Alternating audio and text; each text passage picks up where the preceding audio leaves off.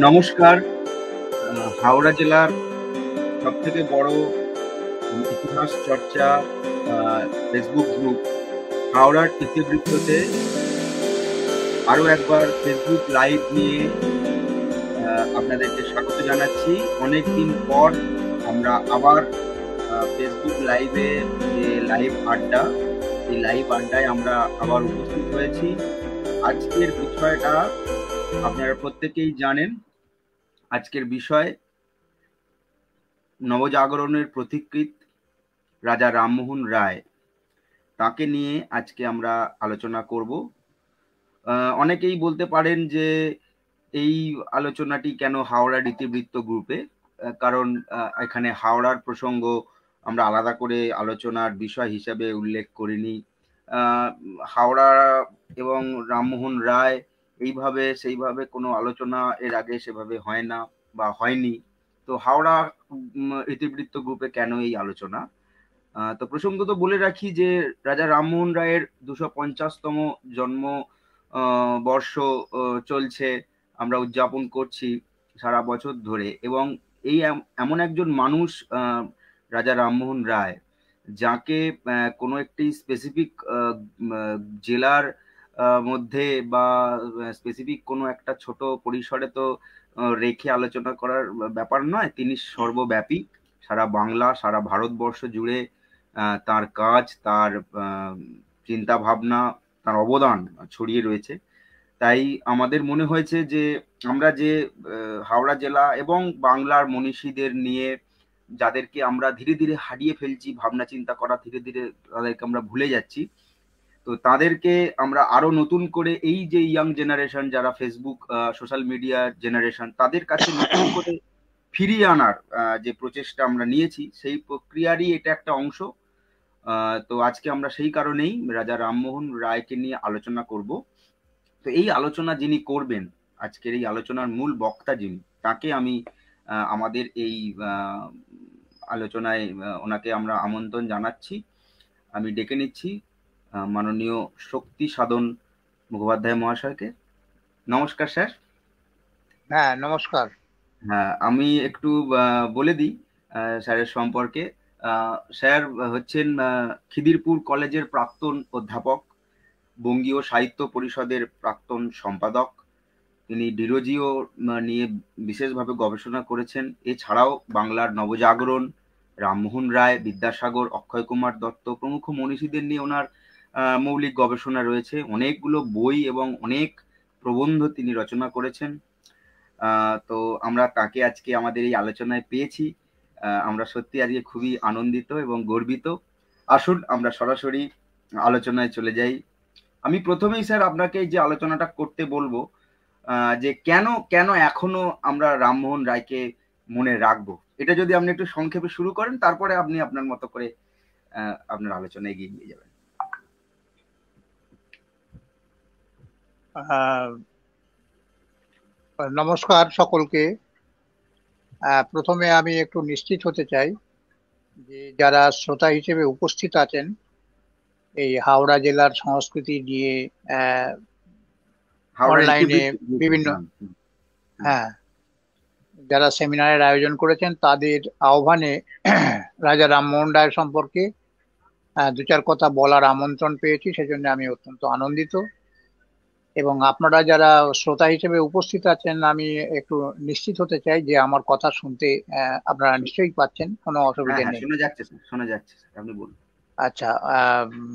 সুকান্ত মুখোপাধ্যায়ের সঙ্গে দীর্ঘদিনের পরিচয়ের সূত্রে তিনি অনেকদিন ধরে বলছিলেন যে আহ, এই তাদের এই সাংস্কৃতিক সংগঠন যারা অনলাইনে নানা রকম সেমিনার করে থাকেন, তারা রামমোহন রায়কে নিয়ে একটি আলোচনা চান।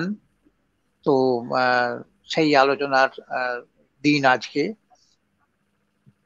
আপনারা যারা উপস্থিত আছেন তাদের সকলকে আমার শুভেচ্ছা জানিয়ে প্রথমে আহ, অনুষ্ঠানের সঞ্চালক সায়ন দে সে যে প্রসঙ্গটি তুলেছে সেটার কথাই আগে বলি।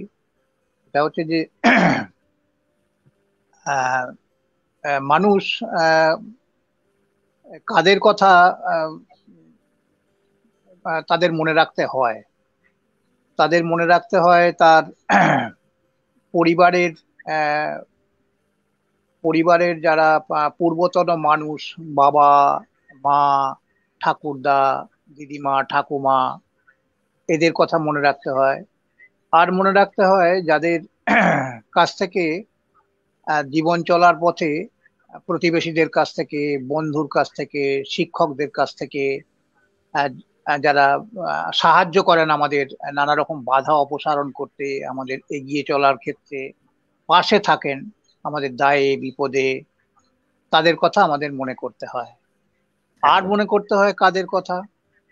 না, যারা আমরা যে আহ, দেশের মানুষ, আমরা যে ভাষার মানুষ, আমরা যে সংস্কৃতির মধ্যে আছি, সেই দেশ, সেই ভাষা, সেই সংস্কৃতি এবং সেই সমাজ,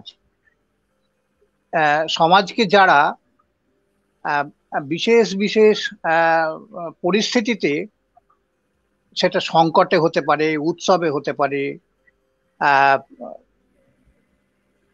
কোন পথে চলবো সেই দিশা নির্ণয়ের ক্ষেত্রে হতে পারে, যারা পথ দেখান, যাদের কথা ইতিহাসে থাকে, তাদের আমাদের সবসময় মনে করতে হয়। এই জন্য মনে করতে হয় যে তারা যেসব পথ আমাদের দেখিয়েছিলেন বা যে দিশা আমাদের দেখিয়েছিলেন, যে আলো তারা আমাদের সামনে জ্বেলেছিলেন, আমরা তো সেই আলোতেই আমাদের পথ দেখে এগিয়ে চলি। সুতরাং তাদের কথা মনে না করে কোনো উপায় নেই। রবীন্দ্রনাথ একটা সুন্দর কথা বলেছিলেন।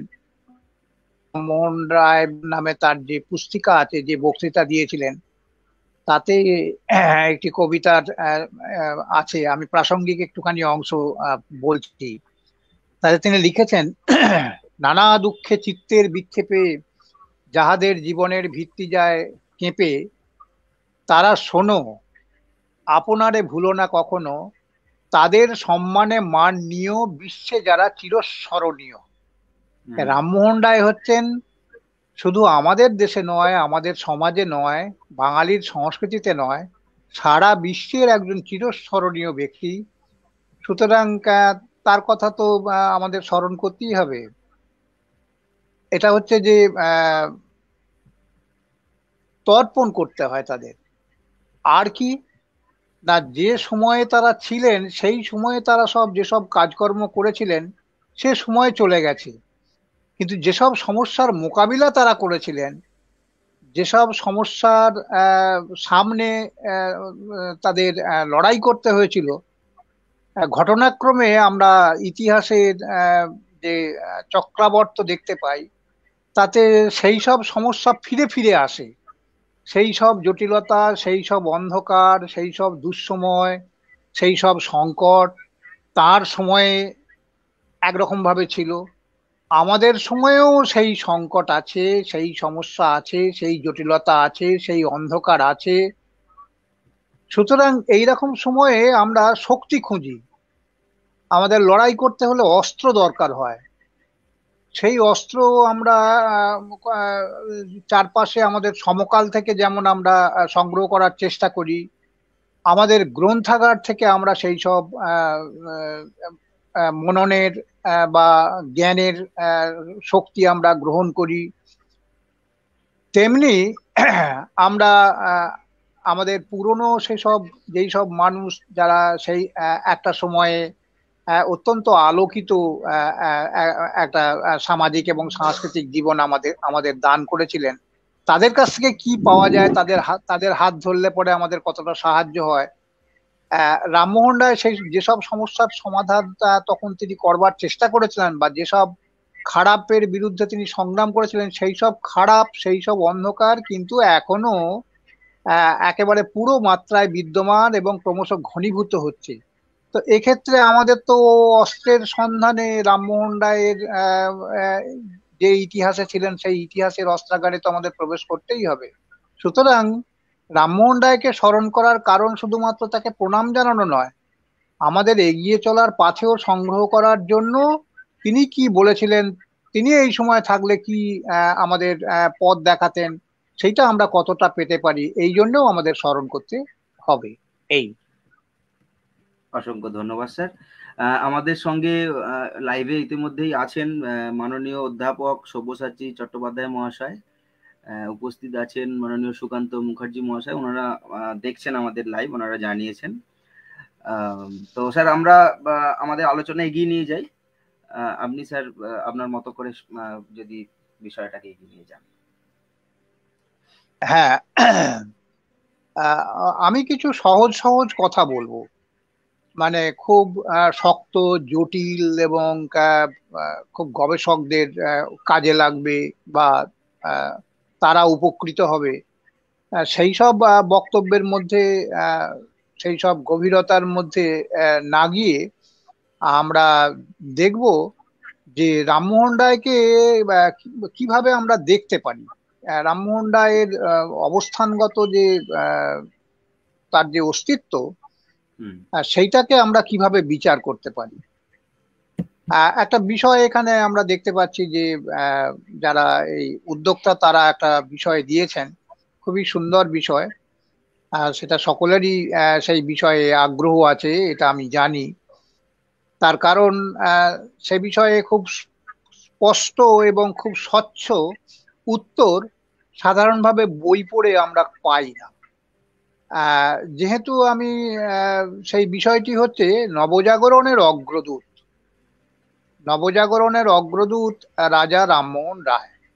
তো এই নবজাগরণ নিয়েই এত সব জটিলতা আছে, এত সব তর্ক আছে, এত সব নেতিবাচক কথা আছে। নবজাগরণ, তারপরে জাগরণ, তারপরে রেনেসাঁস, এইসব কথা শুনলেই অনেকে ক্ষেপে ওঠেন যে এসব আবার কি, নবজাগরণ আবার কি, বা জাগরণই বা কি, আর রেনেসাঁসই বা কি, এসব 20 শতক নিয়ে তো যেসব কথা বলা হয় সেসব ঠিক ঠিক নয়, সেগুলো খুব সব আংশিক ব্যাপার, সেগুলোর মধ্যে কোনো পূর্ণতা ছিল না। সেটা যেভাবে প্রথম দিকের লোকজনরা বলেছিলেন যে 19 শতকে বাংলায় একটা নবজাগরণ হয়েছে বা রেনেসাঁস হয়েছে, সেগুলো সেভাবে তেমন বলবার মতো কিছু হয়নি। এইরকম বলে তারা সব যুক্তি সাজিয়েছেন, তারা সব অনেক বাস্তব কথাবার্তা বলেছেন, অনেক সমস্যার কথা বলেছেন। তো সেই সমস্যাগুলোই আমরা জানি, সেই নেতিবাচক কথাগুলোই আমরা জানি।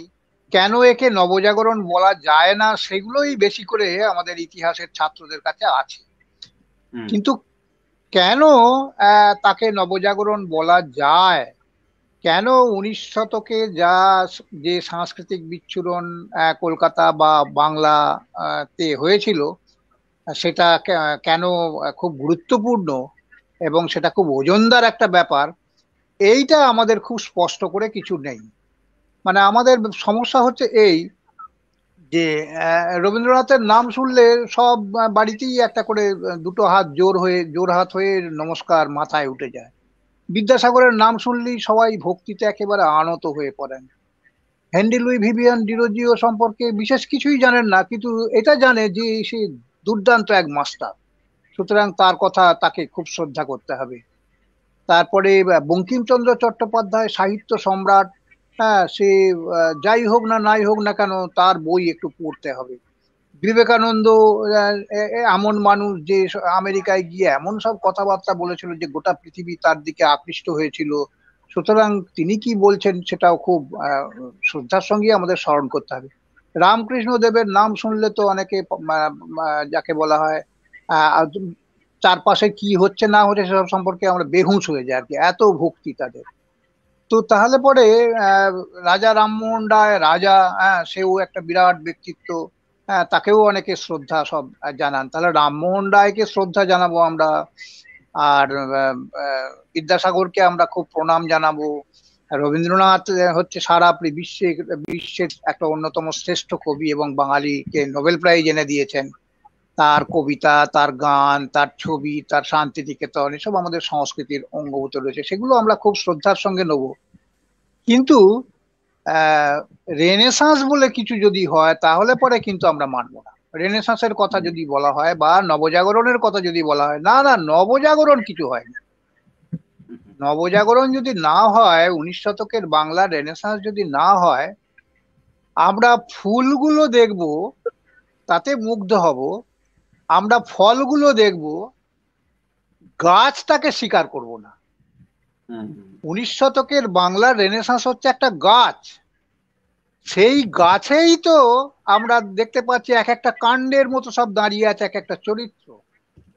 তাদের পাতা, তাদের ফুল, তাদের ফল, তাদের সেই পাখির গান, তারপরে বসন্তের সৌরভ, এসব যে আমাদের সাংস্কৃতিক জীবনে যে আছে, আমাদের শিরদাঁড়া, আমাদের উচ্চারণ, আমাদের দৃষ্টি, আমাদের কণ্ঠস্বর, আমাদের আবেগ, আমাদের ভালোবাসা, আমাদের প্রেম, আমাদের ভক্তি, আমাদের শ্রদ্ধা, আমাদের স্নেহ, আমাদের যত যাবৎ কিছু আছে সব যে 19 শতকের বা 19 শতকের এইসব লোকজনরা যেসব দিয়েছিলেন, সেগুলো তো আমরা বিস্তৃত হয়নি, সেগুলো তো আমাদের আলমারির তাকে আছে, সেগুলো তাদের ছবি তো টাঙানো আছে। তাদের কথা শুনলে তো আমরা সব মুগ্ধতার সঙ্গে তাকাই। তাহলে এই লোকগুলি এলো কোত্থেকে? বাঙালির ইতিহাস তো 1000 বছরের ইতিহাস। চর্যাপদ যখন থেকে ভাষা জন্মগ্রহণ করেছে, বাংলা ভাষা জন্মগ্রহণ করেছে, ভাষাতত্ত্বের যে ইতিহাস, তাতে বলা হয় যে নব্য ভারতীয় আর্য ভাষায় যে সমস্ত আধুনিক যেসব ভাষা ভারতবর্ষে হয়েছিল, তার মধ্যে বাংলা একটা। তো বাংলার ভাষার প্রথম লেখা, প্রথম রচনা কখন হয়েছিল? মোটামুটি 10ম খ্রিস্টাব্দ নাগাদ। তাহলে তো 1000 বছর তো পেরিয়ে গেছে। তো 1000 বছর ইতিহাসে কটা রবীন্দ্রনাথ এসেছে? 1000 বছর ইতিহাসে বিবেকানন্দ কই? 1000 বছরের ইতিহাসে বিদ্যাসাগরের তো সাক্ষাৎ মেলে না। ডিরোজিওর মতো শিক্ষক কোথায় আমরা পেয়েছি? তাহলে 19 শতকে, অর্থাৎ মাত্র এই 70, 75 বা 100 বছর সময়কালের মধ্যে এইসব মানে বৈপ্লবিক, বৈদ্যুতিক এবং একেবারে অভ্রংলীহ সব যে প্রতিভা যে এলেন, তো সেই প্রতিভার, হ্যালো, শোনা যাচ্ছে? হ্যাঁ হ্যাঁ স্যার, আপনি বলতে থাকুন। হ্যাঁ, সেই সব যে প্রতিভা যে এলেন, সেই প্রতিভা তাদের তো সময়কালটা খুবই কম, মাত্র 100 বছর সময়কালের মধ্যে। রাজা রামমোহন রায় তিনি কলকাতায় বসবাস করার জন্য এলেন 1814-15 সালে। আর রবীন্দ্রনাথ নোবেল প্রাইজ পেলেন 1913 সালে। 100 বছরের ইতিহাস। তারা রামমোহন থেকে রবীন্দ্রনাথ পর্যন্ত এই যে ইতিহাসের যে সমস্ত এই পার্সোনালিটি বা এসব যে ব্যক্তিকে আমরা পেলাম, এদের সব নানা রকম দান অবদান, এদের সব ভূমিকা, এই কি করে এত প্রতিভা একসঙ্গে এসে গেল, যে প্রতিভার মিছিল, এগুলো কি করে এলো? এইটা আমরা ভালো করে বুঝিনি, এইটা আমরা ভালো করে বোঝবার চেষ্টাই করিনি। কি হয়নি, কি ত্রুটি ছিল, কি গোলমাল ছিল, আরো কি হলে ভালো হতো, এই নিয়েই বেশি মাথা ঘামিয়েছি।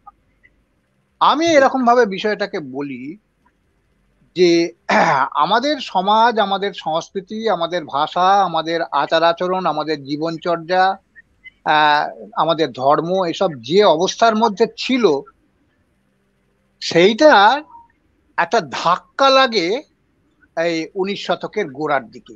কেন সেই ধাক্কা? সেই ধাক্কাটা হচ্ছে একটা প্রবল পরাক্রমশালী ঔপনিবেশিক শক্তি, যারা নানা দিক থেকে এগিয়ে গেছে, তারা যুদ্ধে এগিয়ে গেছে, তারা বাণিজ্যে এগিয়ে গেছে, তারা ইতিহাস চর্চায় এগিয়ে গেছে, সাহিত্য চর্চায় এগিয়ে গেছে, দর্শন চর্চায় এগিয়ে গেছে, শিল্প বিপ্লবে এগিয়ে গেছে, রাজনৈতিক চেতনায় এগিয়ে গেছে, রাষ্ট্রনীতি বিদ্যায় এগিয়ে গেছে। সেই একটা এগিয়ে যাওয়া আধুনিক সভ্যতা, পাশ্চাত্য সভ্যতা, এই উপনিবেশবাদী শক্তির সঙ্গে আমাদের ঘাড়ের উপর এসে পড়লো।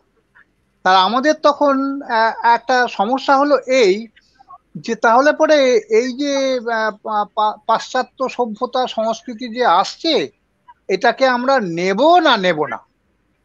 তো একদল বললেন যে আমি একটু সহজ করে বলছি, একদল বললেন যে না না না, আমাদের যা কিছু আছে তার চেয়ে ভালো আর কিছু হতে পারে না। আমাদের সতীদাহ ভালো, আমাদের ঘরে ঘরে বিধবা থাকবে, সেগুলোও সব ভালো, আমাদের ব্রাহ্মণ উঁচুতে শূদ্র পায়ের তলায় থাকবে, সেও ভালো, আমাদের এই আজকে বেগুন খেও না, কালকে তরকারি খেও না, পরশুদিন ডান দিকে যেও না, ওই দিন যাত্রা নাস্তি, এসব ভালো, আমাদের একাদশী ভালো, আমাদের যা আছে সবই ভালো, আমাদের খারাপ কিছু নেই। সুতরাং ওই ইউরোপে কি হয়েছে, পাশ্চাত্য সভ্যতায় কি হয়েছে, ও নিউটন কি বলছে, শেক্সপিয়ার কি লিখেছে, আহ আহ, ওখানকার দর্শনবিদ্যা, ওখানকার রাষ্ট্রনীতি, মেকিয়াভেলি কি করেছে, এসব আমাদের জানার দরকার নেই। অর্থাৎ হুম, এরা হলেন রক্ষণশীল, এরকম একদল মানুষ। আর তাদের বক্তব্য ছিল যে আমাদের যা কিছু আছে সেগুলোকেই সব আঁকড়ে আমাদের বাঁচতে হবে। ঠিক। আর একদল মানুষ সেই সময়ই বললেন যে না না না, এই ইউরোপ অনেক এগিয়ে গেছে, তাদের ভাষা ভালো, তাদের ধর্ম ভালো, তাদের গায়ের রং ভালো, তাদের জামা কাপড় ভালো, তাদের সাহিত্য ভালো, তাদের বিজ্ঞান ভালো, সুতরাং যা কিছু তাদের আছে সব আমাদের গ্রহণ করতে হবে। একেবারে হুম, ওই আগুন জ্বললে পরে বা আলো জ্বললে পরে পতঙ্গ যেমন সে বাঁচবে কি মরবে, তার ডানা থাকবে কি থাকবে না, সেসব আহ, না বুঝে তাতে গিয়ে ঝাঁপ দেয়, হুম, তার চারপাশে ঘুরতে থাকে এবং একসময় সে আহ, নিজেকে বলিদান করে, অর্থাৎ সে পতঙ্গটা মারা যায়, পুড়ে যায়। হুম, তো সেই রকম অগ্নিবুভুক্ষু পতঙ্গের মতো ওই পশ্চিমিয়ানা কিংবা পাশ্চাত্য ব্যাপার যেগুলো সেগুলোকে গ্রহণ করার কথা বলেছিল, যে আমাদের দেশে যা কিছু সব খারাপ, আর পাশ্চাত্যে যা কিছু সবকিছু ভালো, সুতরাং এবারে অন্ধের মতো তাকে গ্রহণ করতে হবে। তাহলে দুটোই এক্সট্রিম, এই দুটো পরস্পর বিরোধী পথ, সেই পথের মধ্যে কোনটা ঠিক অবলম্বন করা উচিত, এই সমস্যা, এই প্রশ্ন, তার মীমাংসা যারা করেছিলেন তারাই হচ্ছেন আমাদের রেনেসাঁসের সব বিশেষ বিশেষ প্রতিভা সম্পন্ন ব্যক্তি। মানুষ। তাদেরই কারো নাম রাজা রামমোহন রায়, তাদেরই কারো নাম ঈশ্বরচন্দ্র বিদ্যাসাগর, তাদেরই কারো নাম হেনরি লুই ভিভিয়ান ডিরোজিও, তাদেরই কারো নাম দ্বারকানাথ ঠাকুর, তাদেরই কারো নাম মাইকেল মধুসূদন দত্ত, বঙ্কিমচন্দ্র চট্টোপাধ্যায়, অক্ষয় কুমার দত্ত, রামকৃষ্ণ দেব, আহ বিবেকানন্দ, রবীন্দ্রনাথ। একদম। এখন কি করে হলো এটা? এরা কি বললেন? এরা বললেন যে আমাদের প্রাচীন ভারতীয় সভ্যতায় এখন আমরা হুম, কি অবস্থার মধ্যে আছি, এখন কি সমস্যা, কি জটিলতা, কি ধরনের অন্ধকার আমাদের চারপাশে ঘনীভূত হয়ে আছে, সেটার কথা বাদ দিয়ে আমাদের প্রাচীন ভারতীয় এতদিনকার একটা সভ্যতা, সেই সভ্যতায় কি চিন্তা হয়েছিল, কি ভাবনা ছিল, কি জ্ঞান জ্ঞান চর্চা এই সময় হয়েছিল, ভালো তো অনেক কিছু হয়েছিল, তাহলে সেই ভালোগুলোকে আমাদের নির্বাচিত করে আমাদের গ্রহণ করতে হবে। অর্থাৎ প্রাচীন ভারতীয় বিদ্যা বা জ্ঞান সেটাকে আমাদের গ্রহণ করতে হবে। হুম, আর কি না, ইউরোপের যে প্রগতিশীল আধুনিক যে নিউ লার্নিং, তার যে জ্ঞান বিজ্ঞান, তার যে সাহিত্য চর্চা, তার যে দর্শন, তার যে রাষ্ট্রনীতিবিদ্যা, তার যে বাণিজ্য নীতি, এই সমস্ত ব্যাপারের মধ্যে যা কিছু ভালো আছে হুম, সেগুলোকেও আমাদের নিতে হবে। গ্রহণ করতে হবে। কিন্তু অগ্নিবুভুক্ষু পতঙ্গের মতো সব নয়। হুম, আর অন্ধের মতো আমাদের দেশীয় সংস্কৃতির যা কিছু আছে ভালো মন্দ নিরপেক্ষভাবে সমস্ত কিছু আঁকড়ে থাকা, এই যে গোঁড়ামিপূর্ণ, আহ আতিশয্যপূর্ণ এই যে দুরকম কথা বলা হচ্ছিল, রামমোহন রায় এসে প্রথম বললেন, রামমোহন রায় হচ্ছেন প্রথম সেই ব্যক্তি যিনি বললেন আমাদের কি করতে হবে। কি করতে হবে না, করতে হবে এই যে প্রাচীন ভারতীয় বিদ্যার মধ্যে যে আলোকিত যে সূত্রগুলো আছে, জ্ঞান আছে, অনুভূতি আছে, যে চর্চা আছে, সেগুলোকে আমাদের পুনরুদ্ধার করতে হবে। রামমোহন রায় সেটা করলেন। আর পাশ্চাত্য যে জ্ঞান, তাদের যে লেখাপড়া, তাদের যে ফিজিক্স কেমিস্ট্রি সমস্ত অন্যান্য ব্যাপার, রাষ্ট্রনীতিবিদ্যা, তারপরে দেশ কিভাবে চালাতে হয়, বাণিজ্য কিভাবে করতে হবে, এইসব ব্যাপার যেগুলো, সেগুলোকেও আমাদের গ্রহণ করতে হবে। এই দুটো ব্যাপার প্রথম ঠিক ঠিক ভাবে যিনি বলেছিলেন তিনি হচ্ছেন রাজা রামমোহন রায়। রাজা ঠিক। রামমোহন রায় কি করেছিলেন সেটার মূল কথাটা আমি বলে দিলাম। এবারে হুম, একটু রহস্যটা আমার মতো করে বলে নিই। সেটা হচ্ছে এই যে আচ্ছা, তাহলে পরে এই 19 শতকে যে এইসব স্টলওয়ার্স, সব সব বিশাল বিশাল প্রতিভা সম্পন্ন মানুষ, 200 বছর হয়ে গেছে, 250 বছর যাবে, 300 বছর যাবে, 500 বছর যাবে, 1000 বছর যাবে, কিন্তু এদের কথা মানুষ ভুলবে না। এই যে 100 বছর সময়কালের মধ্যে এরা যে সব এলেন, কি করে হুম, হলো এটা, এই ব্যাপারটা হ্যাঁ, কি করে হলো, তার উত্তর কি? হুম, সেই উত্তরটা একটু সহজ করে আমি বলার চেষ্টা করি। সেটা হচ্ছে যে ভূগোলেতে একটা তত্ত্ব আছে, সেই তত্ত্বটা হচ্ছে এই যে এই যে পৃথিবীর যে এক একটা মহাদেশ রয়েছে, কোনোটার নাম অস্ট্রেলিয়া, কোনোটার নাম এশিয়া, কোনোটার নাম ইউরোপ, কোনোটার নাম আমেরিকা, এই যে দেশগুলো রয়েছে এগুলো সব ভাসছে, কিসে ভাসছে না টেকটনিক প্লেটে ভাসছে। এই টেকটনিক প্লেটগুলো খুব স্লো মোশনে আস্তে আস্তে আস্তে আস্তে এগুলো সব নিজের জায়গা ছেড়ে দিয়ে অপর জায়গায় যায়। যাওয়ার পরে এই লক্ষ লক্ষ বছর ধরে যাওয়ার ফলে হয় কি, একটা টেকটনিক প্লেট তার উপরে ভাসমান মহাদেশকে নিয়ে আর একটা টেকটনিক প্লেটের গায়ে এসে চাপ সৃষ্টি করে। এই চাপ সৃষ্টি করার ফলে তৈরি হয় ভঙ্গিল পর্বত। কিরকম না, আমি আর একটা উদাহরণ দিই, সেটা হচ্ছে একটা রুমাল একদম টান টান করে টেবিলের উপর বিছিয়ে যদি দুদিক থেকে হাত দিয়ে ওই কেন্দ্রের দিকে হাতটাকে যদি ক্রমশ সামনের দিকে নিয়ে আসা হয়, তাহলে দেখা যাবে যে ওই রুমালের মাঝখানটা ক্রমশ উঁচু হয়ে যাচ্ছে। এই যে উঁচু হয়ে যাওয়া মানুষগুলোই হচ্ছে 19 শতকের বাংলা রেনেসাঁসের মানুষ। কেন না, পাশ্চাত্য সভ্যতা এবং সংস্কৃতির যে বিশালতা, সেই তার যে শক্তি, সেই শক্তি নিয়ে অনেক দিন ধরে আমাদের দেশের যে সংস্কৃতি ছিল টেকটনিক প্লেটের উপর ভাসছিল, এই দুটোর সংঘাত, এই সংঘাতটা 19 শতকের গোড়ার দিকে সম্ভবপর হয়েছিল। এবং যখনই সম্ভবপর হয়েছিল তখনই ওই প্রশ্ন এবং ওই সমস্যা এসেছিল যে আমরা তাহলে পরে কোন দিকে যাব, আমরা কি করব। তখন বললেন যে তো আমার দেশের যা ভালো আছে, আমার দেশের যা কল্যাণকর আছে, আমার দেশের যে আলোক বর্তিকা আছে, সেগুলোকে আমরা পুনরুদ্ধার করি। আর প্রাচীন ভারতীয় বিদ্যার পুনরুদ্ধার করা আর আধুনিক ইউরোপীয় বা পাশ্চাত্য জ্ঞানকে গ্রহণ করা। একটা কাপড় যখন বোনা হয় তখন তার যেমন দুটো সুতো লাগে, একটা লম্বা আর একটা হচ্ছে আড়ে আড়ে। এই দুটো সুতো না একসঙ্গে না বুনলে পরে সেটা সুতোই থেকে যায়, কাপড় হয় না।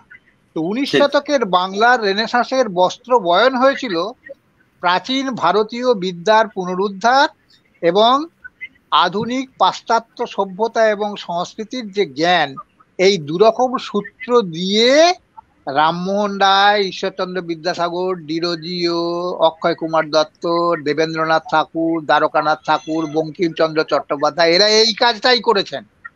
এবং সেইটা করার জন্যে, এই মোকাবিলাটা করার জন্যে তাদের প্রতিভার যে দরকার হয়েছিল সেটা হচ্ছে যে ভঙ্গিল পর্বতের যে সৃষ্টি হয়, যে কারণে এই দুটি সভ্যতার পারস্পরিক সংঘাত, এই ব্যাপারটা মোকাবিলা করার জন্য তাদের অনেক উঁচুতে চলে যেতে হয়েছিল।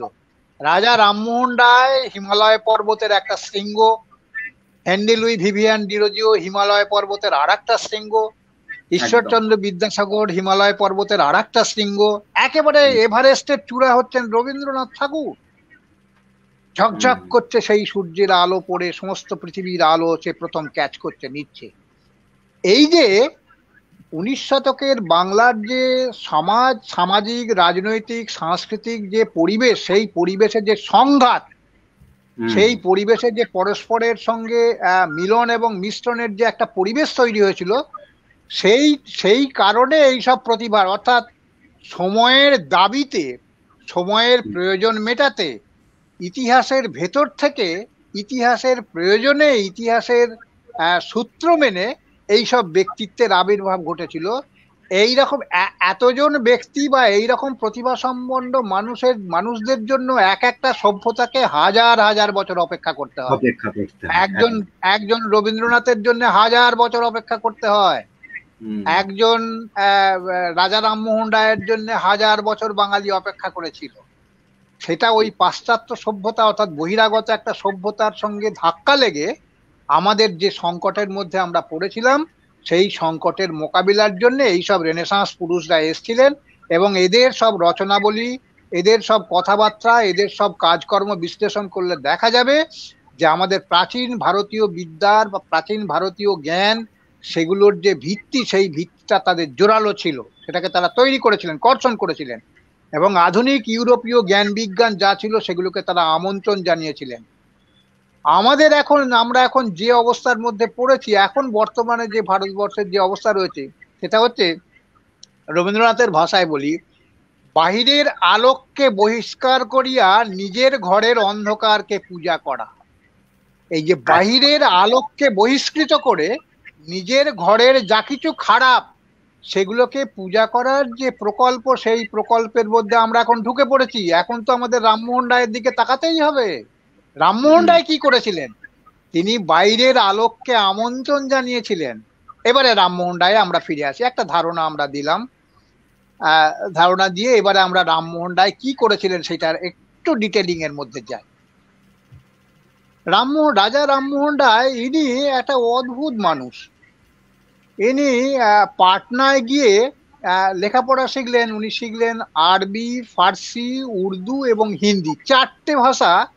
ওই তার শিক্ষা জীবনের যে গোড়াতে তিনি চারটে ভাষা তিনি দখল করলেন, অধিকার করলেন। পাটনা ছিল তখন মানে মানে ওই মধ্যপ্রাচ্যের যে ভাষা, যে ভাষায় আরব্য সংস্কৃতি, আরবের যে জ্ঞান, আরবের যে ধর্মপুস্তক, সেই এবং পার্সিয়ান অর্থাৎ যারা রাজার জাতি ছিল, সেই তাদের যে আরবি একটা পৃথিবী, আর পারস্য দেশ একটা পৃথিবী। সেই পারস্য দেশের সভ্যতা ছিল রাজসিক সভ্যতা। এই যে পারস্য গালিচা, পারস্য মদ, পারস্যের যে আর্কিটেকচার, পারস্যের যে পোশাক, পারস্যের যে ভাষা, পারস্যের যে লিটারেচার, এইটা। আর আরব্য হচ্ছে একটা জাহিলি যুগ। যখন আরব দেশে চলছিল, তখন সেখানে নবী এসেছিলেন এবং তিনি কিছু নতুন কথা বলেছিলেন, যে কথা বিশ্বের বহু মানুষের তারা সেই কথা তারা শুনেছে, সেই ধর্মে তারা দীক্ষিত হয়েছে। এবং সেখানে নানা রকম আন্দোলন হয়েছে, মুতাজিলা আন্দোলন, ন্যাশনালিস্ট অর্থাৎ যুক্তিবাদের আন্দোলন সব হয়েছে। এইসব রামমোহন রায় প্রথমে ওখানে শিখলেন। তারপর বেনারসে গেলেন। বেনারসে গিয়ে তিনি শিখলেন প্রাচীন ভারতীয় বিদ্যার যে আধার সংস্কৃত ভাষা, সেই সংস্কৃত এবং বৈদিক ভাষার একবারে গভীর চর্চা তিনি বেনারসে গিয়ে করলেন। এবারে তাহলে পরে আরব্য এবং পারস্য ভাষা এবং সেখানকার ভাষা যে ছিল হিন্দি ভাষা এবং উর্দু ভাষা, এইসব তার দখলের মধ্যে তিনি পেলেন। আর সংস্কৃত ভাষাতেও তার অসামান্য অধিকার তিনি অর্জন করলেন।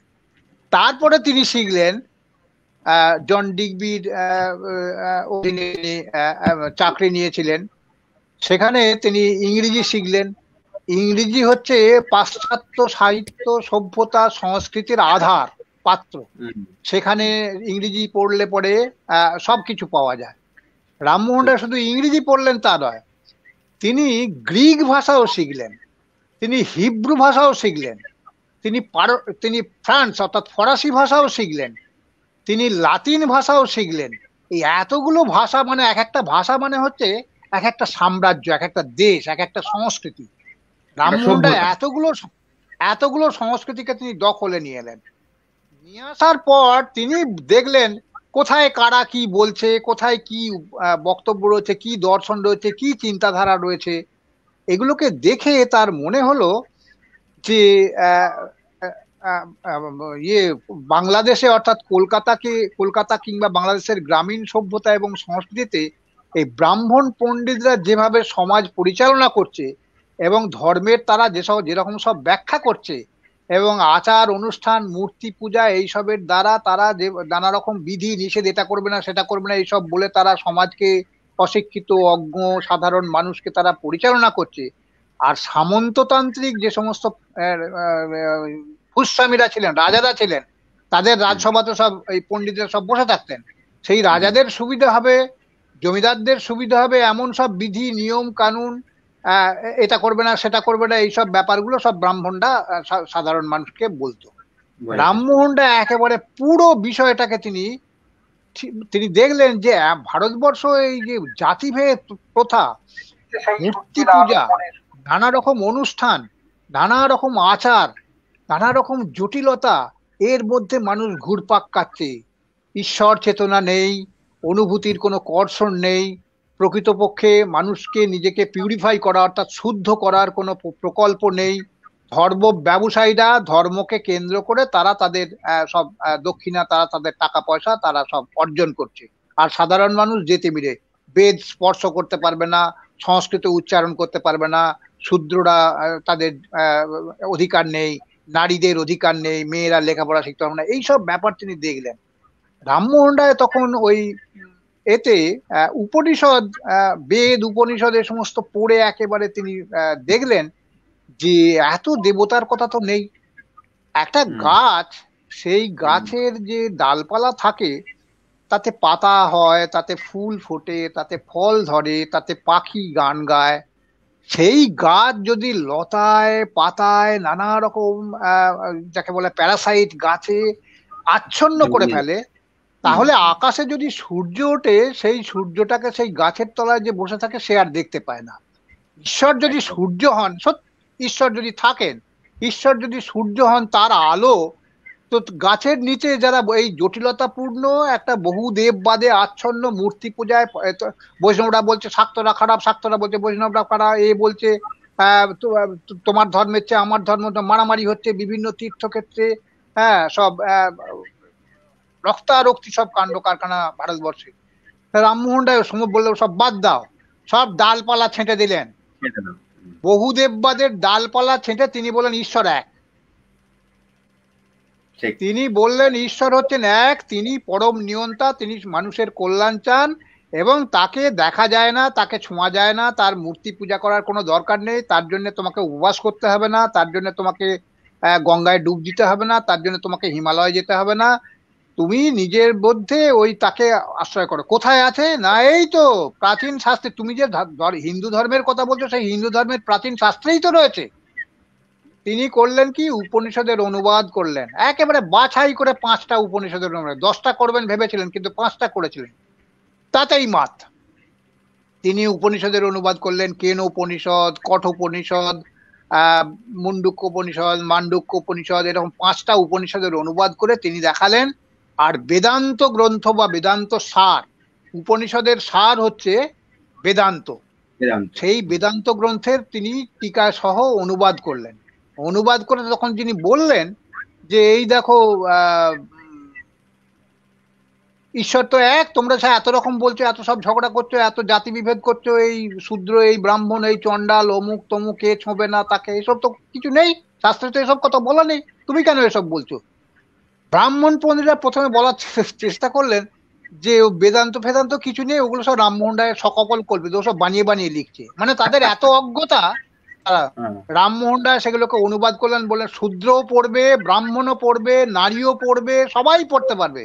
বাংলাতে অনুবাদ করলেন, সংস্কৃতের মধ্যে, সংস্কৃতের যে সিন্ধুকের মধ্যে যেগুলো বন্দি ছিল সেগুলোকে তিনি খুলে বার করলেন, প্রাচীন ভারতীয় বিদ্যাকে, সেই ভাষার শক্ত লোহার সিন্ধুকে জং ধরা জ্ঞানকে তিনি ক্রমশ বার করে নিয়ে সেগুলোকে দেশি ভাষায় অনুবাদ করলেন, অনুবাদ করে বিনা পয়সায় বিতরণ করলেন, যে এই দেখো ধর্ম নিয়ে তুমি যেসব কথা বলছো, তাহলে প্রাচীন ভারতীয় বিদ্যা যে পুনরুদ্ধার, সেই পুনরুদ্ধারের কাজটা তিনি করলেন। এটাই তার করণীয় ছিল। আর এইটা করতে গিয়ে তিনি দেখলেন যে আরে তো পৃথিবীতে যে 3টে বড় বড় ধর্ম রয়েছে, তার মধ্যে একটা হচ্ছে হিন্দু ধর্ম ধরা যাক, আর একটা হচ্ছে ইসলাম ধর্ম, আর একটা হচ্ছে খ্রিস্টান ধর্ম। পৃথিবীর যত মানুষ আছে তার অধিকাংশই হচ্ছে এই 3টে ধর্মের অনুসারী। তিনি দেখালেন যে কোরআনে বা ইসলাম ধর্মে তো ওই একজনের কথাই বলা হয়েছে, আল্লাহ এক, তার মানে অর্থাৎ ঈশ্বর হলে পরে হিন্দু বলে তোমার আলাদা, মুসলমানের বলে তোমার আলাদা তা নয়, একই। আবার বাইবেলেতে, ওল্ড টেস্টামেন্টে তিনি দেখালেন একত্ববাদী, ইউনিটারিয়ানিজম, অর্থাৎ খ্রিস্ট ধর্ম নিয়ে চর্চা করে তিনি দেখালেন যে খ্রিস্ট ধর্মেও কিন্তু একজন ঈশ্বরের কথা বলা হয়েছে। সব এখনকার খ্রিস্টানরা সব তৃত্ববাদ বা ট্রিনিটির কথা বলে বটে, বলে না ট্রিনিটিটা ঠিক নয়, লড়াই করলেন তিনি, তর্ক করলেন, তর্ক করে তিনি দেখালেন যে একত্ববাদটা, ইউনিটারিয়ানিজম সেটাই হচ্ছে খ্রিস্টান। তাহলে ঈশ্বর এক, খ্রিস্ট ধর্মেও এক, ইসলাম ধর্মেও এক, হিন্দু ধর্মেও এক। এইটা হচ্ছে একটা ইউনিভার্সাল রিলিজিয়ানের কথা তিনি বললেন। এটা বাঙালির শুধু নয়, এটা শুধু ভারতীয়দের নয়, ভারতীয়দের সমস্যা সমাধান করার জন্য তিনি যে পথ বাদলালেন এবং যে কথা বললেন এবং যে সিদ্ধান্তে উপনীত হলেন, সেই বক্তব্য সারা পৃথিবীর পক্ষে গ্রহণযোগ্য একটা আন্তর্জাতিক ধর্মীয় একটা চেতনা উপলব্ধির কথা তিনি আমাদের সামনে উপস্থাপিত করলেন। তাহলে অন্ধকার অপসারণ করার জন্য, নানা রকম জটিলতাকে সরিয়ে দেওয়ার জন্য, নানা রকম বিচ্ছিন্নতা এবং বিভিন্নতা, নানা রকম বিভেদ, ছুঁই ছুঁই ভাব, অস্পৃশ্যতা, পারস্পরিক বিদ্বেষ, হিংসা, হানাহানি এসব থেকে মুক্ত এমন একটা ধর্মের কথা তিনি বললেন। সেই ধর্মের মধ্যে রয়েছে মানুষের সুকুমার অনুভূতির একেবারে যাকে বলা হয় উৎকৃষ্ট বোধ, উৎকৃষ্ট অনুভূতি, উৎকৃষ্ট আবেগ। সূর্যের মধ্যে যে ঈশ্বরের অস্তিত্ব রয়েছে, ব্যক্তি, মানুষ, আত্মা, পরমাত্মা এবং আত্মা, মানুষের অনুভবের মধ্যেও আত্মার মধ্যেও সেই একই জিনিস সক্রিয় রয়েছে। অর্থাৎ বিশ্ব পৃথিবীর সঙ্গে মানব পৃথিবীর, ঈশ্বরের সঙ্গে পরমাত্মার সঙ্গে জীবাত্মার যে সম্পর্ক, সেই সম্পর্ক হচ্ছে সূক্ষ্ম এবং সজীব এবং প্রাণবন্ত। সেটাকে উপলব্ধি করতে আমরা ভুলে গেছি। সেই উপলব্ধির মধ্যে তোমরা এসো। এই হচ্ছে তার প্রাচীন ভারতীয় বিদ্যার পুনরুদ্ধারের মূল কথা।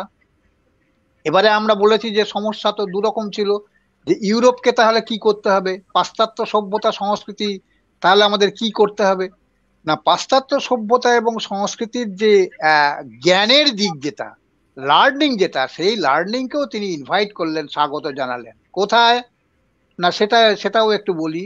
সেটা হচ্ছে এই যে ইস্ট ইন্ডিয়া কোম্পানি যে এখানে ব্যবসা করত, তারা ওই তাদের সদর দপ্তর অর্থাৎ ইংল্যান্ডে তাদের যে হাউস, সেই হাউস থেকে 20 বছর অন্তর তারা একটা চ্যাটার পেতো আর কি। অর্থাৎ 20 বছর অন্তর সেই চ্যাটারটা তারা রিনিউ করতো।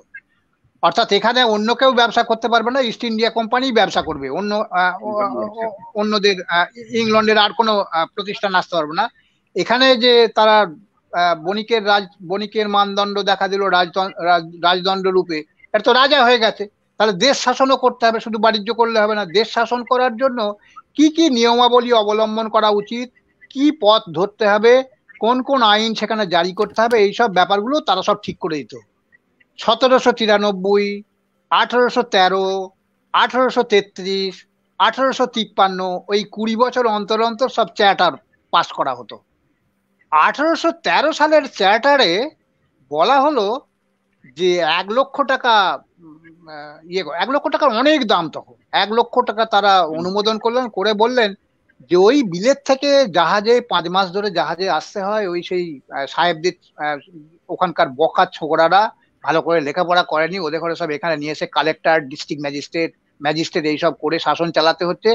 তা এত বড় দেশ এই পরিচালনা করার জন্য অত সাহেব ছোকরা ওই আজে বাজে এসব না নিয়ে এসে এখানকার লোকেদের, এখানকার ছেলে মেয়েদের একটু লেখাপড়া শিখিয়ে এই করণিক টরণিক এসব ক্লার্ক একটু তৈরি করে দিয়ে সব কাজ চালায়, বিচার ব্যবস্থা, রাজস্ব ব্যবস্থা, আইন ব্যবস্থা এইসব চালানোর জন্য তারা করে।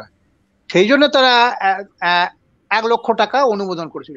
এবারে সেই 1 লক্ষ টাকা কি ধরনের শিক্ষার জন্য ব্যয় করা হবে, কলকাতায় অনেক আগে থেকে আসা সব বয়স্ক এবং তরুণ সব যেসব সাহেবরা ছিল, যারা রাষ্ট্র ব্যবস্থার মধ্যে ছিল, জ্ঞান চর্চার মধ্যে ছিল, তারা দুভাগে ভাগ হয়ে গেল। একদল বললে যে এখানে যে মাদ্রাসা, মক্তব, টোল এইসব যে আছে, এখানকার পাঠশালা আছে, সেগুলোর জন্য খরচ করা হোক। অর্থাৎ এদেশের শিক্ষা ব্যবস্থায় যেটা কায়েম হয়ে আছে এইটার জন্য ব্যয় করা হোক। আর এক দল বললে, এদের ঘরে বলা হয় ওরিয়েন্টালিস্ট, এশিয়াটিক সোসাইটি অনেক আগে প্রতিষ্ঠিত হয়ে গেছে। এশিয়াটিক সোসাইটিতে এরা সব একবারে জাঁকিয়ে বসেছিলেন। এশিয়াটিক সোসাইটি হচ্ছে একটা যাকে বলা হয় বাণিজ্যিক হাউসের মতো। কি করতো না, এখানকার জ্ঞান সব চারদিক থেকে জড়ো করে সেগুলোকে সব ইংরেজি ট্রান্সলেশন করে ইউরোপে রপ্তানি করতো। কাঁচা মাল যেমন পাকা করে ওদের জ্ঞান বৃদ্ধি হবে আর কি, এখানকার কি জ্ঞান আছে সেটাকে তারা ওখানে রপ্তানি করতো। ওরিয়েন্টালিস্টরা বললেন যে এদেশের জ্ঞানই ভালো, এইটা কি থাকতে হবে। আর অ্যাংলিসিস্ট যারা, অর্থাৎ যারা ইংরেজি পন্থী বা পাশ্চাত্যপন্থী, তারা বললেন যে না না, এতে হবে না, একটু ইংরেজি শেখাতে হবে, একটু নতুন করে অঙ্ক শেখাতে হবে, মুখ করতে হবে। কিন্তু তারা দলে ছিল হালকা, তারা হেরে যাচ্ছিল। 10 বছর ধরে, 12 বছর ধরে, 13 সাল থেকে 23 সাল পর্যন্ত, 10 বছর ধরে ঝগড়া করে ওরা কোনো মীমাংসা করতে পারেনি।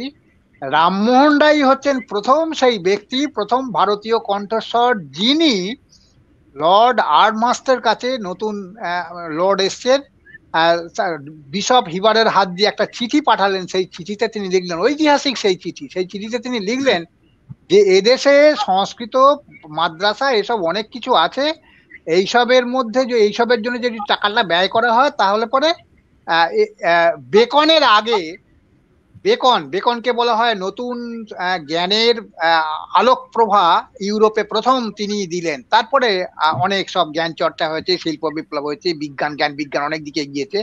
বেকনকে গুরুত্বপূর্ণ একজন ব্যক্তিত্ব বলে মনে করা হয়।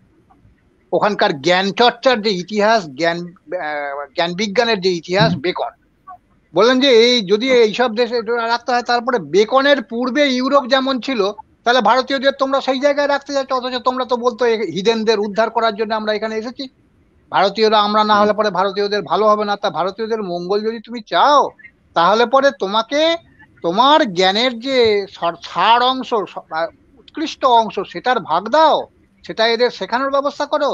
সেই চিঠি তিনি লিখলেন, এবং সেই চিঠির কারণে কলকাতাতে এদেশের যারা সমাজপতি যারা ছিল, রক্ষণশীল, ওই রাধাকান্ত দেব, রাধা মাধব বন্দ্যোপাধ্যায় ইত্যাদি অমুক তমুক, এরা সব ছিল, এরা সব অনেক আগেই নিজেরা ন্যাটের পয়সা খরচ করে, রাজা বাদশাহ জমিদার এরা সব যারা ছিল সমাজপতি, তারা সব একটা স্কুল করেছিল। সেই স্কুলটা করেছিল, তাদের টার্গেট ছিল এই যে আগে তো মুসলমান রাজা ছিল, তাদের ভাষা ছিল পার্সি, কোর্টে আইন কানুন রাষ্ট্র চালনার জন্য তাহলে পার্সি শিখতে হতো, হিন্দুরাও শিখতো পার্সি, তো পার্সি শিখতো। তো এখন তো সেই রাজত্ব চলে গেছে, এখন তো ইংরেজরাই শেখে, তাদের ভাষা আলাদা। তো ইংরেজদের সঙ্গে ব্যবসা ট্যাবসা যদি করতে হয়, একটু দহরম মহরম যদি করতে হয়, যদি নিজেদের অবস্থা ফেরাতে হয়, তাহলে ইংরেজিটা শিখতে হবে। সেই জন্য তারা ইংরেজি স্কুল স্থাপন করলে, সেই স্কুলের নামই হচ্ছে হিন্দু কলেজ। হিন্দু কলেজ আসলে স্কুল, হিন্দু কলেজ। 1816 সালে সেই হিন্দু কলেজ স্থাপন হয়েছে।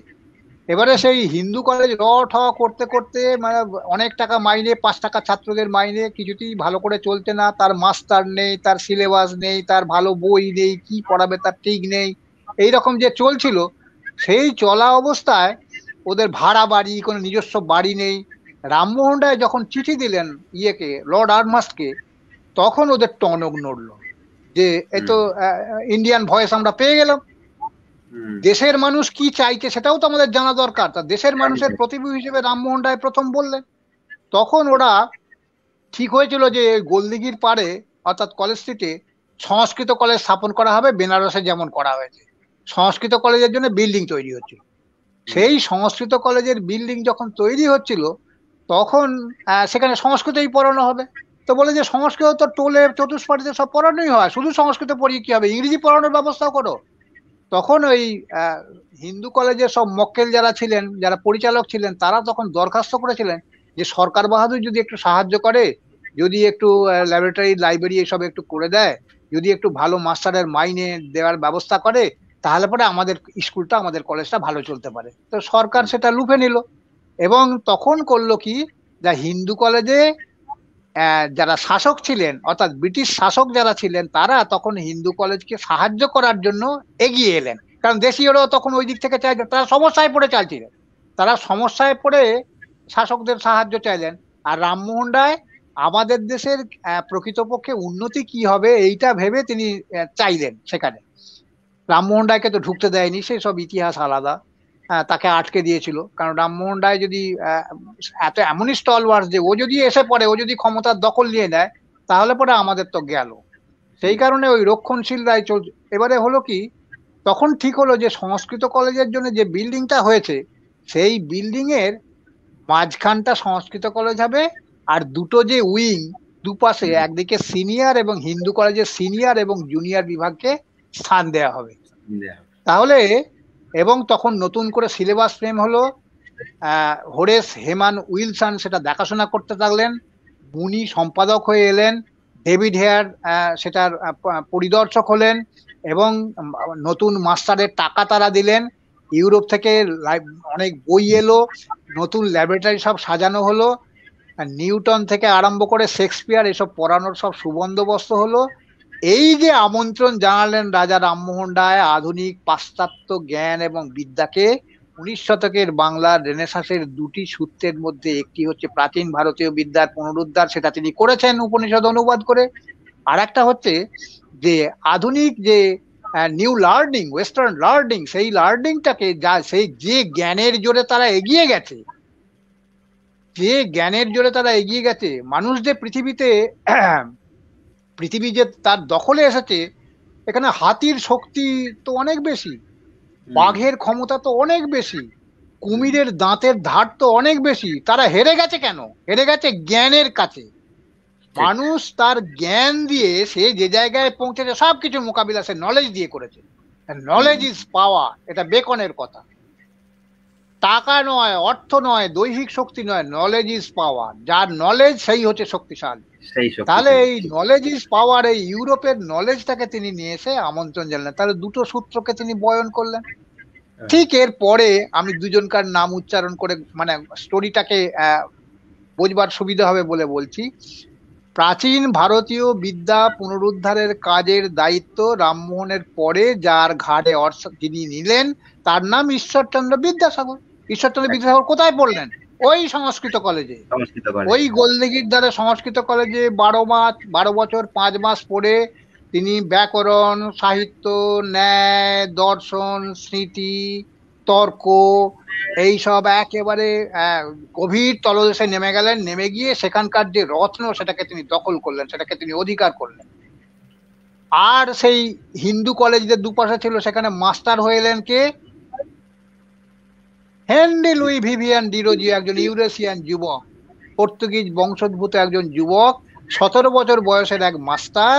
সেই মাস্টার তিনি ইউরোপের যে যুক্তিবাদ, ইউরোপের যে দর্শন, ইউরোপের যে সাহিত্য, ইংরেজি ভাষার মধ্যে যা আছে সেটা ভারতীয় ছাত্রদের পড়ানোর মাস্টারির দায়িত্ব তিনি পেলেন। অর্থাৎ 19 শতকের বাংলা রেনেসাঁসের দুটি মূল সূত্রের একটি হচ্ছে প্রাচীন ভারতীয় বিদ্যার চর্চা, কর্ষণ, আরেকটি হচ্ছে আধুনিক পাশ্চাত্য জ্ঞান, বিজ্ঞান, বিদ্যা, সাহিত্য, দর্শন, এটাকে গ্রহণ করা। তাহলে ঠিক একটা বলটাকে যখন সামনের দিকে রামমোহন রায় এগিয়ে দিলেন, তখন দুপাশে দুজন খেলোয়াড় সেই খেলা, একজন প্রাচীন ভারতীয় বিদ্যার চর্চার মধ্যে গেলেন, আর একজন গেলেন আধুনিক ইউরোপীয় বিদ্যা। ইনি ভারতীয় ছাত্রীদের মস্তিষ্কে, হৃদয়ে সঞ্চারিত করে দিলেন। ইয়াং বেঙ্গল, নতুন বাংলা, ওল্ড বেঙ্গল বসে গেল, তাদের সঙ্গে লড়াই আরম্ভ হয়ে গেল। এই হচ্ছে রেনেসাঁসের দুটো মূল সূত্র। মাইকেল মধুসূদন দত্ত, বাংলা সাহিত্যে বা বাংলা ভাষার যারা ছাত্র, এই লোকটা কে? এ তো ইয়াং বেঙ্গল, ডিরোজিও ছাত্র নয়। ইয়াং বেঙ্গলরা যা যা ছিল, ইংরেজি ভাষা শিখতে হবে, ইংরেজদের পোশাক পরতে হবে, ইংরেজদের ধর্ম গ্রহণ করতে হবে, ইংরেজদের মেয়ে বিয়ে করতে হবে, ইংরেজদের দেশে যেতে হবে, স্বপ্ন দেখতো এরা। মাইকেল সব কটা করেছে। ওরে যখন তিনি বাংলা ভাষায় ফিরে এলেন, যখন ভারতীয় সাহিত্যের গভীরে তিনি চলে এলেন, তিনি তো লিখেছিলেন ইন্ডে, তিনি তো লিখেছিলেন ভিসিয়ান অব দি পাস্ট, তিনি তো রিজিয়া, এসব লিখেছিলেন। কিন্তু লিখে ও কাটি দিয়েও সাহেবরা কেউ ছুঁয়ে দেখেনি। তারপর তিনি যখন বাংলাতে লিখতে আরম্ভ করলেন, সেই পাশ্চাত্য বিদ্যার অধিকার নিয়ে 7 সমুদ্রের সিন্ধবাদ কল্প নাবিক, বিভিন্ন জাহাজ, তিনি গ্রিক জানেন, একদম রামমোহনের মতো। তিনি লাতিন জানেন, তিনি সংস্কৃত ফরাসি ভাষা জানেন, তিনি জার্মান ভাষা শিখেছেন। হ্যাঁ, এই ভাষাতে গ্রিক লিটারেচার তার দখলে, ইংরেজি লিটারেচার তার দখলে, ইলিয়াড, ওডিসি, ভার্জিল, ট্যাসো, মিল্টন, শেক্সপিয়ার একবারে তার হাতের মধ্যে। নাটক, সনেট, পেত্রার্কা, হ্যাঁ, সনেট, গীতিকাব্য, তারপরে আখ্যান কাব্য, নাটক, একবারে শেক্সপিরীয় ঘরানার নাটক, কৃষ্ণকুমারী, এই সমস্ত তিনি যখন লিখলেন, ভারতীয় কাহিনী তিনি নিচ্ছেন, আর তিনি তার মধ্যে ইনপুট করছেন, তার মধ্যে সঞ্চারিত করছেন ইউরোপীয় যে সাহিত্য, সেই সাহিত্যের যে স্পিরিট, ধ্রুপদী যে স্পিরিট, সেই স্পিরিটটাকে তার মধ্যে করছেন। তার ফলে দেবদেবীর মহিমা প্রচারমূলক যে আখ্যান কাব্য বাঙালি 400-500 বছর ধরে লিখছিল, মনসা মঙ্গল, চণ্ডী মঙ্গল, ধর্মমঙ্গল, শিবায়ন, এসব আর লেখার যুগ শেষ, দিন শেষ। এখন মহাকাব্যের যুগ এলো। এখন এলো তিলোত্তমা সম্ভব কাব্য, এখন এলো মেঘনাদ বধ কাব্য, এখন এলো চতুর্দশপদী কবিতা, এখন এলো কৃষ্ণকুমারীর নাটক। একেবারে বৈদ্যুতিক প্রতিভা। অন্ধকার আকাশে বিদ্যুৎ যেমন ভাবে হঠাৎ চমকে উঠে সবকিছু আলোকিত করে দেয়, মাইকেল মধুসূদন দত্ত 2.5 বছরের মধ্যে তিনি বাংলা ভাষা এবং বাংলা সাহিত্যের একেবারে খোল নলচে বদলে দিলেন। কি করে বদলালেন? ওই যে সূত্র, প্রাচীন ভারতীয় বিদ্যা অর্থাৎ এদেশীয় কাহিনী, এদেশীয় ভিত্তি, আর আধুনিক আধুনিক ইউরোপীয় যে সাহিত্য এবং সংস্কৃতি, সেইগুলোকে দুটোকে একসঙ্গে না মেলালে পরে মাইকেল মধুসূদন দত্ত হয় না। ঈশ্বরচন্দ্র বিদ্যাসাগর সংস্কৃতি বিদ্যার চর্চা করেছেন, কিন্তু তার মন ছিল একেবারে, তার মন এবং কর্মক্ষমতা ছিল একবারে ইউরোপীয় ঘরানা। তার বসার টেবিল, তার ঘড়ি, তার বাগান, তার বাড়ি, তার বই লেখার ধরন, তার চিন্তার যে মনস্বিতা, তিনি যে সিলেবাস তৈরি করেছেন, সেই সিলেবাস ইংরেজি পাশ্চাত্য সভ্যতা এবং সংস্কৃতিকে প্রচুর মর্যাদা দিয়ে শ্রদ্ধার সঙ্গে তিনি সেগুলোকে গ্রহণ করেছেন। ইউরোপীয় বলে তিনি তাহলে মাইকেলের সঙ্গে বন্ধুত্ব হয় কি করে? মাইকেলের সঙ্গে বিদ্যাসাগরের বন্ধুত্ব হয় কি করে? ইতিহাসের বন্ধুত্ব। ইনি হচ্ছেন প্রাচীন ভারতীয় বিদ্যা, আর উনি হচ্ছেন ইউরোপীয় সাহিত্য এবং সংস্কৃতি। এই অসম্ভব এই যে বন্ধুত্ব, সেই বন্ধুত্ব বাংলার সাংস্কৃতিক জীবনের একেবারে গোড়ার কথা, মূল কথা। রামমোহন রায়ে আবার ফিরে আসি। আমি শুধু 19 শতকের বাংলা রেনেসাঁসের পুরো গল্পটা সাজিয়ে দেওয়ার জন্য বলছিলাম। রামমোহন রায় 3 রকম কাজ করেছেন। একটা হচ্ছে ধর্ম সংস্কার, 2 হচ্ছে সমাজ সংস্কার, 3 হচ্ছে শাসনতান্ত্রিক সংস্কার। আমি তো ধর্ম সংস্কারের কথাটা একটু আগে বলে দিয়েছি, শিক্ষা সংস্কারের কথাও প্রসঙ্গক্রমে হয়ে গেছে, সমাজ সংস্কার।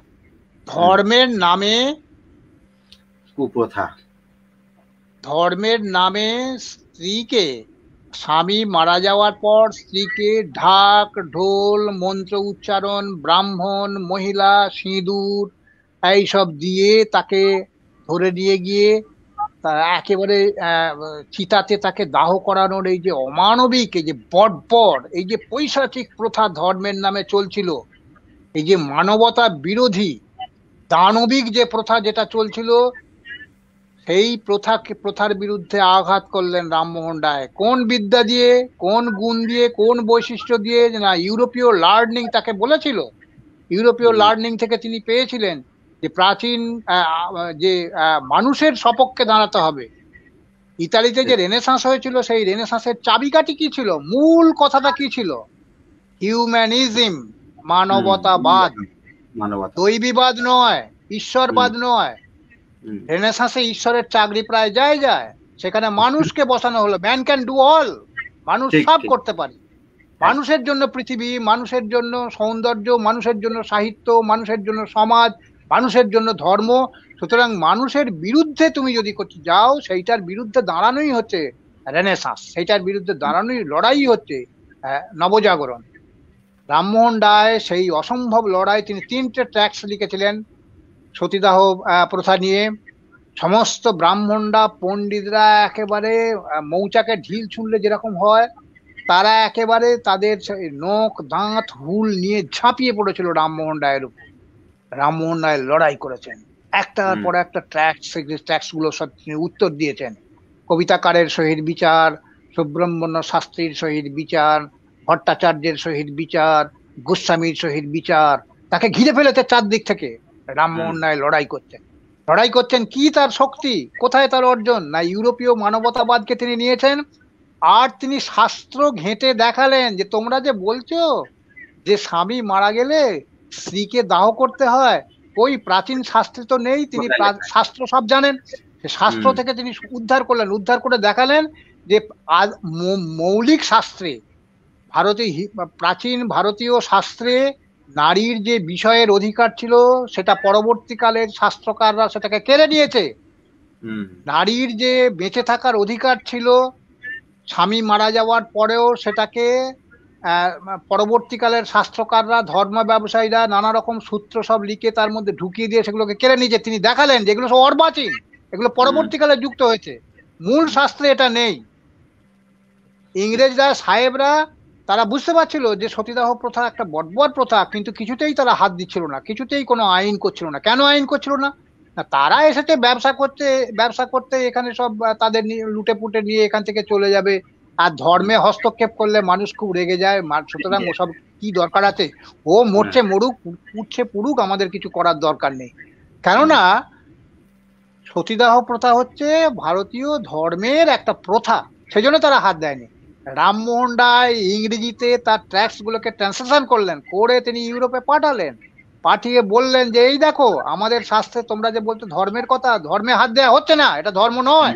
আমাদের হিন্দু ধর্মে সতী বিধবাদের বেঁচে থাকার অধিকার আছে, এই দেখো তার আইন, এই দেখো তার সূত্র। তখন তারা কনভিন্স হলো, তখন তারা আইন করলো। রামমোহন রায় তাদের যদি না বোঝাতেন তাহলে পরে তারা ওই আইন করতেন না। 1829 সালে সতীদাহ প্রথা রদ হলো। শাসনতান্ত্রিক সংস্কার নিয়ে বিশদ আলোচনা করার ব্যাপার আছে, সেই আলোচনার মধ্যে আমরা এখানে আসছি না। তিনি শুধুমাত্র ধর্মকে আধুনিক করার চেষ্টা করেছেন, বৈশ্বিক একটা রূপদান করার চেষ্টা করেছেন, শুদ্ধতা দান করেছেন তা নয়। তিনি সমাজকে গ্লানি, পৈশাচিকতা, বর্বরতা, অমানবিকতা থেকে উদ্ধার করার পথ বাদলেছেন। বিদ্যাসাগর তো তার পথ ধরেই এগিয়েছেন। বিদ্যাসাগর যে বিধবা বিবাহ 19 প্রাচীন শাস্ত্র থেকে উনিও ঘেঁটে দেখালেন যে না, বিধবাদের পুনর্বিবাহের বিধি আছে আমাদের প্রাচীন শাস্ত্রে, এই দেখো পরাশর সংহিতায় বলেছে, রামমোহন রায়ের দেখানো পথ। তাহলে ইউরোপীয় মানবতাবাদ এবং প্রাচীন ভারতীয় শাস্ত্রের মধ্যে মানবতাবাদের সপক্ষে যা কিছু আছে, মানবতাবাদের সপক্ষে যা কিছু আছে, খারাপগুলোকে বাদ দিয়ে যে নির্বাচন করা, অর্থাৎ প্রাচীন মানেই সব ভালো তা নয়, আমাদের দেশীয় মানেই সবকিছু ভালো তা নয়, ইউরোপ মানেই সবকিছু ভালো তা নয়। ওখানকার নির্বাচিত ব্যাপারগুলোকে আমাদের গ্রহণ করতে হবে, স্বাগত জানাতে হবে। মানুষের অগ্রগতির ইতিহাস হচ্ছে দেওয়া এবং নেওয়া। আমরা দেব, নেব, আমরা দেব এবং অপরের কাছ থেকে নেব। কি নেব? যা আমার নেই, যা আমার প্রয়োজন। কি দেব? যা আমার এক্সেস, যা আমার অতিরিক্ত। এই যে দেওয়া নেওয়ার যে ইতিহাস, সেই ইতিহাসের মূল সূত্রগুলোই আমরা ভুলে গিয়েছিলাম। রামমোহন রায় এসে প্রথম সেই দেওয়া নেওয়ার সূত্রটা আমাদের দিলেন। শাসনতান্ত্রিক সংস্কারের নানা রকম দিক আছে, সে নিয়ে আমি এখানে আলোচনা পাচ্ছি না, সে একটা আলাদা ব্যাপার, সে প্রসঙ্গ। আমাদের যে মূল কথা ব্যাপার যেটা ছিল, এইভাবে আমরা Rammohan Roy, Vidyasagar, Henry Louis Vivian Derozio, Michael Madhusudan Dutt, Bankimchandra Chattopadhyay, Ramakrishna Dev, Vivekananda, মাঝে দ্বারকানাথ ঠাকুর, অক্ষয় কুমার দত্ত দিয়ে যে রবীন্দ্রনাথে আমরা পৌঁছলাম। কে রবীন্দ্রনাথ? কি রবীন্দ্রনাথ? কি অভূতপূর্ব প্রকাশ! একটা জাতি, একটা মানুষ। মানুষ কিসের জন্য মানুষ? মানুষের নানা রকম দিক আছে। একটা হচ্ছে সে তিনটে তার সত্তা, মানুষের তিনটে সত্তা। একটা হচ্ছে টু এক্সিস্ট, সে বেঁচে থাকতে চায়। বেঁচে থাকার জন্য তার ক্ষুধা নিবারণ করা দরকার, তার কাজ করা দরকার, দুই হাত দিয়ে পরিশ্রম করা দরকার। এটা হচ্ছে মানুষের একটা সত্তা। দ্বিতীয় সত্তা কি? টু নো, জানা, জানতে হবে কিভাবে কি হচ্ছে, কি কার্য, কি কারণ, কি করলে কি হয়, আগুনে হাত দিলে কি হবে, জলে নামলে কি হবে, বৃষ্টি পড়লে কি করতে হবে। এই যে নলেজ, সেই নলেজের যে ইতিহাস, সেই ইতিহাসের যে কর্ষ, সেটা হচ্ছে জ্ঞান। আর একটা হচ্ছে মানুষ হচ্ছে অনুভূতিশীল জীব, তার অনুভব আছে, হৃদয় আছে। সেই হৃদয়, তার আনন্দ আছে, তার সুখ আছে, তার দুঃখ আছে, তার ভালোবাসা আছে, তার প্রীতি আছে, তার স্নেহ আছে, তার প্রণাম আছে, তার ভক্তি আছে। এই যে মানুষের ভেতরের যে সুকুমার, যে যাকে আমরা দেখতে পাই না, সেই অনুভূতির নানান তন্ত্রী আছে। সেই তন্ত্রীগুলোর যে অনুভব, সেই অনুভব প্রকাশ করতে পারে কে সবচেয়ে ভালো করে? না, সে হচ্ছে মানুষ। কি করে প্রকাশ করে? ছবি এঁকে প্রকাশ করে, স্থাপত্যের মধ্যে দিয়ে প্রকাশ করে, মূর্তি তৈরি করে প্রকাশ করে, ভাস্কর্যের মধ্যে দিয়ে, গানের মধ্যে, সুরের মধ্যে দিয়ে প্রকাশ করে, ভাষার মধ্যে দিয়ে প্রকাশ করে। বাঙালি যে জাতি, সেই জাতির বাঁধন কি? মূল বাঁধনটা হচ্ছে ভাষা। বাংলা ভাষার জন্ম হয়েছে, বাঙালি জাতির জন্ম হয়েছে। বাংলাদেশ যে স্বাধীন হয়েছে, কি নিয়ে লড়াই করেছে? ভাষা নিয়ে লড়াই করেছে। বাঙালির অস্তিত্ব এবং সত্তার মূল ভিত্তি। ইতালিতে যে রেনেসাঁস হয়েছিল, সেই রেনেসাঁসের সর্বশ্রেষ্ঠ প্রতিভা হচ্ছে Leonardo da Vinci. Leonardo da Vinci কে? চিত্রশিল্পী, ছবি। তাদের ভাষা ছিল ছবি। ইতালীয় রেনেসাঁসের ভাষা ছিল ছবি। আমাদের ভাষা হচ্ছে সাহিত্য। রবীন্দ্রনাথ হচ্ছে সাহিত্যের অধিরাজ, সামঞ্জস্যের অধিরাজ। 49খানা নাটক, 6000 কবিতা, 2000 গান, 2000 ছবি, কয়েকশো ছোট গল্প, 14খানা উপন্যাস। অর্থাৎ আমরা আমাদের প্রকাশ করার জন্য, জীবনকে প্রকাশ করার জন্য যত রকম একটা পদ্মের যেমন অনেক পাপড়ি থাকে, সেই পাপড়িগুলোকে মেলে দেয়। বাঙালি জাতির যে সাংস্কৃতিক সত্তা, ভারতীয় মানবতার যে সাংস্কৃতিক সত্তা, তার যে উন্মোচন, তার যে পাপড়ি মেলা, স্বর্ণ শতদল, রবীন্দ্রনাথ স্বর্ণ শতদল। অর্থাৎ রামমোহন থেকে যে রেনেসাঁসের সূচনা হয়েছিল, তা চূড়ান্ত তার সর্বোৎকৃষ্ট প্রকাশের জায়গায় গিয়ে পড়লো যখন রবীন্দ্রনাথ এলেন। রবীন্দ্রনাথকে একবার জিজ্ঞেস করা হয়েছিল যে who is hero of you, তোমার হিরোকে? তিনি বলেছিলেন রামমোহন রায়। রবীন্দ্রনাথ লিখেছেন যে তাহারই নির্মিত ভবনে আমরা বসবাস করিতেছি। রবীন্দ্রনাথ পৃথিবীর অন্যতম শ্রেষ্ঠ একটা প্রতিভা, যিনি নানা রকম ভাবে আমাদের জীবনকে সাজিয়ে দিয়েছেন। আমি ঘুম থেকে উঠে থেকে ঘুমোতে যাই, আমি জন্মগ্রহণ করা থেকে আমার মৃত্যু পর্যন্ত প্রত্যেকটা প্রহরের, প্রত্যেকটা সময়ের, প্রত্যেকটা মুহূর্তের আমার আবেগ, আমার অনুভূতি, আমার হৃদয়, সেই হৃদয়ের গানে সাজানো আছে, কবিতায় সাজানো আছে, নাটকে সাজানো আছে। আমার যখন নবীনকে বরণ করা হবে, রবীন্দ্রনাথের গান। যখন তাকে বিদায় জানানো হবে, ফেয়ারওয়েল দেওয়া হবে, তখন রবীন্দ্রনাথের গান। শিশু যখন জন্মগ্রহণ করবে, রবীন্দ্রনাথের গান। কেউ মারা যাবে যখন, তর্পণ, রবীন্দ্রনাথের গান। জীবনকে সাজিয়ে দিয়ে গেছেন তিনি। এই প্রতিভা আপনা আপনি আসেনি। 19 শতকের বাংলার রেনেসাঁসের সর্বোৎকৃষ্ট প্রতিভা, অর্থাৎ অনেক নদী বিভিন্ন জায়গা থেকে তাদের স্রোতধারা নিয়ে এসে মিলতে মিলতে মিলতে মিলতে গঙ্গা নদীর তৈরি। গঙ্গা একটা নদী নয়, অনেক নদীর সমাহার। বিভিন্ন জায়গা থেকে নদী এসে মিলেছে, মেশার পর সে গিয়ে রবীন্দ্রনাথ হচ্ছে সেই সমুদ্র। অক্ষয় কুমার দত্ত একটা নদী, হিরোজিও একটা নদী, বিদ্যাসাগর একটা নদী, দ্বারকানাথ ঠাকুর একটা নদী, রামকৃষ্ণ দেব একটা নদী, বিবেকানন্দ একটা নদী, বঙ্কিমচন্দ্র একটা নদী। সমস্ত নদীর যে স্রোত, সেই স্রোতের সর্বোচ্চ কণ্ঠস্বর, সর্বোচ্চ ভাষাগত যে ঔৎকর্ষ, সেটা রবীন্দ্রনাথে গিয়ে মিশেছে। এর সূত্রপাত করেছিলেন রামমোহন রায়। আমার গল্প শেষ। এই যতটা পারলাম সহজ করে বললাম। যারা বলেন রেনেসাঁস এ সমস্ত কিছু নেই, আমি তাদের কথা মানি না। আমি আমার মতো করে আমি গবেষণা করেছি। আমি 4-5 বছর গবেষণা করেছি। আমি ইতালীয় রেনেসাঁসে কি হয়েছিল সব দেখেছি, তার সূত্রগুলো আমি সব জানি। আমাদের এখানে কি হয়েছে না হয়েছে সেগুলোকে আমি 19 শতকটাকে চষে আমি দেখেছি যে সমস্ত পৃথিবীতে মাথা উঁচু করে সর্বোচ্চ একটা উচ্চতায় রেনেসাঁসই আমাদের পৌঁছে দিয়েছে। এবং একটা বিশেষ একটা ইতিহাস পরিবেশ তৈরি হয়েছিল সেই সাংঘাতিক মুহূর্তে। এরা সব এসেছিল এক একজন সৈনিকের মতো, এরা সব যোদ্ধা, এরা সব আমাদের দিশা দেখাচ্ছেন, এরা সব খারাপকে কাটাচ্ছেন। একটা শেষ করার পরেও একটা কথা বলি, সেটা হচ্ছে এই রবীন্দ্রনাথের কথাই, সেটা হচ্ছে এই যে মাটিতে ইউরোপীয় সভ্যতা এসেছে, বলছে মাটিতে যদি গোঁজ মুগুর দিয়ে পুঁতে দেওয়া হয়, সেখান থেকে আর কোনো গাছ হয় না। কিন্তু মাটি যদি তৈরি থাকে, মাটি যদি কর্ষণ করে জল, হাওয়া, তারপরে নরম করা ইত্যাদি করে চাষ দিয়ে যদি তৈরি করা হয়, সেখানে যদি বীজ ফেলা হয়, তাহলে তার থেকে উদ্ভূত হতে পারে নতুন শস্য।